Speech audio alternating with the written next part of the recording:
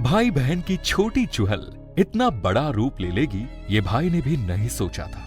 एक 7 साल की छोटी सी बच्ची भाई से नाराज होकर धीमे कदम से चलने लगी, लेकिन इसके बाद उसकी जिंदगी कुछ इस तरह बदली कि कुछ पूछिए ही मत।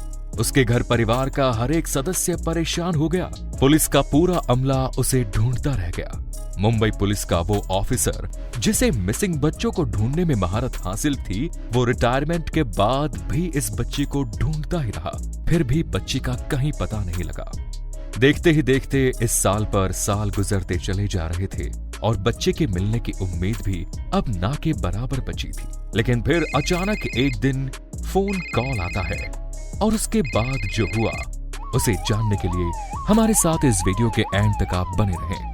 इस घटनाक्रम की शुरुआत मुंबई के गिलबर्ट एरिया से होती है, जहां एक स्लम बस्ती में मजदूर फैमिली रहा करती थी।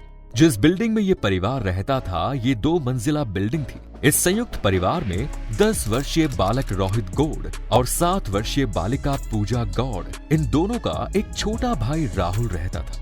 इसके अलावा पूजा के मम्मी पापा, पूजा का परिवार बिल्डिंग के 2nd फ्लोर पर रहता था। पहले फ्लोर पर पूजा के चाचा चाची का परिवार रहता था। ग्राउंड फ्लोर पर पूजा के दादा और दादी रहते थे। 22 जनवरी साल 2013 में सुबह लगभग 8:30 बजे 2 बच्चे रोज की तरह घर से स्कूल के लिए तैयार हुए और स्कूल के रास्ते पर चल पड़े। ये दोनों भाई बहन थे। भाई का नाम रोहित था, उसकी उम्र 10 वर्ष थी, और उसकी छोटी बहन पूजा, जिसकी उम्र 7 वर्ष थी। दोनों भाई बहन जब जाने लगे तो उनके दादाजी ने उन्हें 10 रुपए दिए और ये कहा कि आप दोनों 5-5 रुपए का कुछ खा पी लेना और यहाँ से सीधे स्कूल जाना। इन दोनों का स्कूल घर से लगभग 1 किलोमीटर दूर था। अभी ये दोनों स्कूल पहुंचे नहीं थे। स्कूल से लगभग 150 मीटर पहले पूजा को रास्ते में एक आइसक्रीम वाला दिखा। उसने अपने भाई से कहा कि मुझे आइसक्रीम खिला दो। भाई ने बोला, स्कूल के लिए देर हो रही है, तुम्हें मैं छुट्टी में आइसक्रीम खिला दूंगा। पूजा नहीं मानी और भाई से बोली, अच्छा ठीक है, मुझे मेरे हिस्से के 5 रुपए दे दो। भाई के पास 10 रुपए का नोट था, वो छुट्टे कराकर नहीं दे सकता था, इसीलिए उसने उसे समझाया कि स्कूल चलो, स्कूल के लिए देर हो रही है। इसके बाद भाई स्कूल के रास्ते पर आगे बढ़ता चला गया, लेकिन पूजा के कदम धीमे होते चले गए।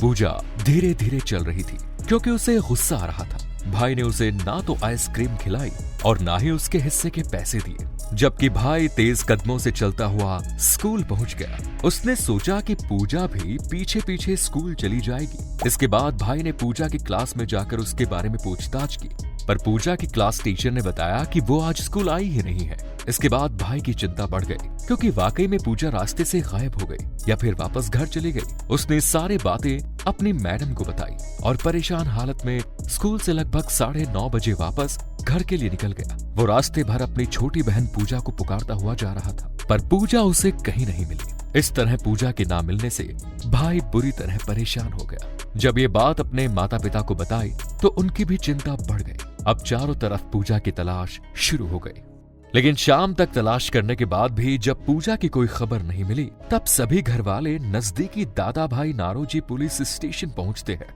और वहां जाकर पूजा की मिसिंग रिपोर्ट लिखाते हैं। इस पुलिस स्टेशन में एएसआई राजेंद्र ढुंडू भोसले विशेष रूप से मिसिंग बच्चों को खोज कर लाने के लिए ही जाने जाते थे। उन्होंने अपने अब तक के पुलिस करियर में लगभग 165 बच्चों को ढूंढकर उनके परिवार से मिलाया। इस पूरे क्षेत्र के साथ साथ पुलिस डिपार्टमेंट भी उनके कारनामों की वजह से उन्हें जानता था। पूजा गौड़ का मामला जब उनके पास आया तो ये 166 नंबर का केस था जिसे वो सॉल्व करने वाले थे। साल 2008 में एएसआई भोसले की पोस्टिंग डीएन नगर पुलिस स्टेशन में हुई। ये उनके करियर की आखिरी पोस्टिंग थी क्योंकि साल 2015 में ये रिटायर होने वाले थे। इसीलिए पुलिस अधिकारियों ने इस क्षेत्र के तमाम मिसिंग केस की फाइल इनके पास दे दी और इनके सपोर्ट के लिए पुलिस स्टाफ भी दे दिया।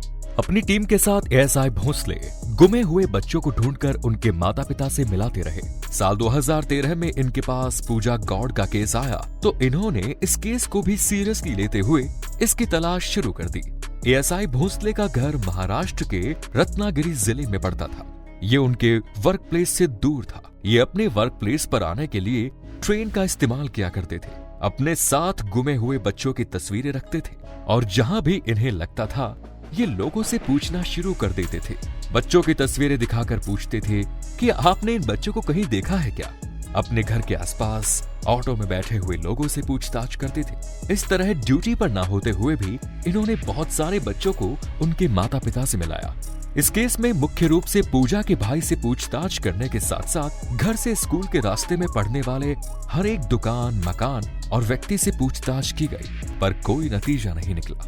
पूजा के माता पिता और पुलिस के साथ आगे चलकर बहुत सारे एनजीओज भी पूजा को ढूंढने लग गए। पूजा के पोस्टर्स छपवाए गए, पैम्फलेट्स बंटवाए गए और सोशल मीडिया पर भी इस पोस्ट को काफी शेयर किया गया, लेकिन कोई नतीजा नहीं निकला। साल 2015 में रिटायर होने से पहले एएसआई भोसले को इस बात का मलाल था कि वो केस नंबर 166 को सॉल्व नहीं कर पाया, यानी कि पूजा को ढूंढ नहीं पाए। लेकिन रिटायर होने के बाद भी उनकी तलाश जारी रही। वो पूजा की फोटो लेकर उसे खोजने की कोशिश करते रहे, लेकिन साल पर साल बीतते चले गए। देखते ही देखते साल 2022 भी आ गया और पूजा का कहीं कोई पता नहीं चला। उस समय 7 साल की रही पूजा अब लगभग 16 साल की हो गई होगी। इसके बाद 4 अगस्त 2022 को शाम 7:30 बजे पूजा के घर के बगल में रहने वाले मोहम्मद रफीक के पास एक फोन आया, जिसमें उधर से एक महिला ने बात की और बताया कि आप 7 साल पहले गुमी हुई बच्ची को खोजने वालों में शामिल हैं। जिस बच्चे को आप खोज रहे हैं वो मेरे पास है। उस महिला से वीडियो कॉल करने के लिए कहा। उस महिला ने वीडियो कॉल की। उन्होंने वीडियो कॉल का स्क्रीनशॉट लिया, फिर बच्चे के परिवार वालों को दिखाया तो पता लगा कि सचमुच पूजा उनके पास है। पुलिस पार्टी के साथ बच्चे के माता पिता और रफीक उस महिला के द्वारा बताए गए एड्रेस पर पहुंचे। वो उनके घर से लगभग 100 से 150 मीटर की दूरी पर ही था। जैसे ही उस महिला ने दरवाजा खोला तो माँ के सामने बेटी और बेटी के सामने माँ आई। दोनों एक दूसरे से लिपटकर रोने लगी। बच्ची से जब उसके माता पिता का नाम पूछा गया तो उसने अपने माता पिता का नाम पूनम और संतोष बताया। माँ ने भी बच्ची के शरीर पर मौजूद जन्म के निशान के आधार पर उसे पहचान लिया। पुलिस अपनी कागजी कार्रवाई करने के बाद बच्ची को उसके माता पिता को सौंप देती है।